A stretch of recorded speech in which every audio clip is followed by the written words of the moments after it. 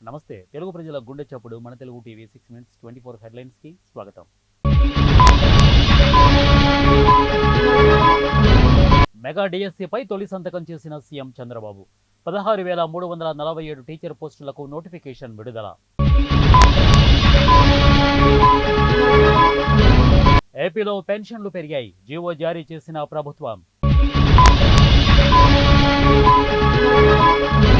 కృష్ణా జిల్లాలో ఘోర ప్రమాదం, 6 మృతి. జాతీయ భద్రతా సలహాదారుగా మళ్లీ అజిత్ దోవల్, కేంద్రం ప్రకటన.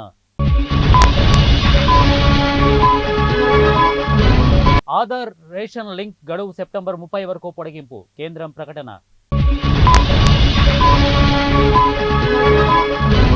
ఉక్రెయిన్కు 4.17 లక్షల కోట్ల రుణం, G7 దేశాలు నిర్ణయం. మాజీ సీఎం కేసీఆర్ పై ఈడీ కేసు నమోదైంది, ఎంపీ రఘునందన్ రావు. ఉగ్రవాదంపై ఉక్కుపాదం మోపండి, జమ్మూ కాశ్మీర్ పరిస్థితిపై సమీక్షలో మోదీ ఆదేశం. ఏసీబీకి చిక్కి పరుగు పెట్టిన సిఐ, చీటింగ్ కేసు నుంచి తప్పించేందుకు 15 లక్షల డిమాండ్. రాష్ట్రంలో మహిళా శక్తి క్యాంటీన్ సర్వీసుల ఏర్పాటు, సిఎస్ శాంతికుమారి. రాజకీయాల కంటే సినిమాలే better, BJP MP Kangana Ranaut సంచలన వ్యాఖ్యలు. అమెరికాలో గన్ కల్చర్, భారతీయ యువతి మృతి. ఓట్ల లెక్కింపులో అవకతవకలు, కేతిరెడ్డి సంచలన వీడియో. రాజ్యాంగ పరిరక్షణకే ప్రజా తీర్పు, సిపిఎం పొలిట్ బ్యూరో సభ్యుడు ప్రకాష్ కారాత్. వైసీపీ చేతకానితనం వల్లే పోలవరం ఆగింది, మంత్రి కొలుసు పార్థసారథి.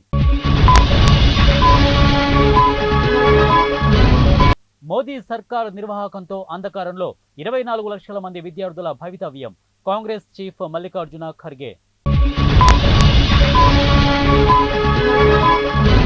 దేశ ప్రజలు మోదీ నాయకత్వాన్ని తిరస్కరించారు, కాంగ్రెస్. బాణసంచా తయారీ కేంద్రంలో భారీ పేలుడు, 5 మృతి. నీట్ ఈజీ పరీక్ష పేపర్ లీకేజీపై ఆధారాలు లేవు, మంత్రి ధర్మేంద్ర ప్రధాన్.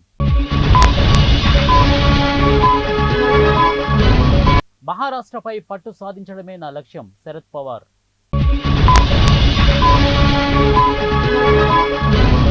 దేశంలో సరిపోని విద్యుత్ అందుబాటులో ఉంది, కేంద్ర మంత్రి కిషన్ రెడ్డి.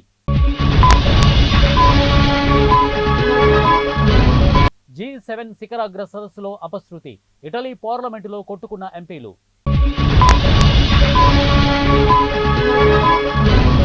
ఎంపీగా ఓడినా గెలిచినట్టే లెక్క, మాజీ ఎంపీ నవనీత్ రవి ఠాణా.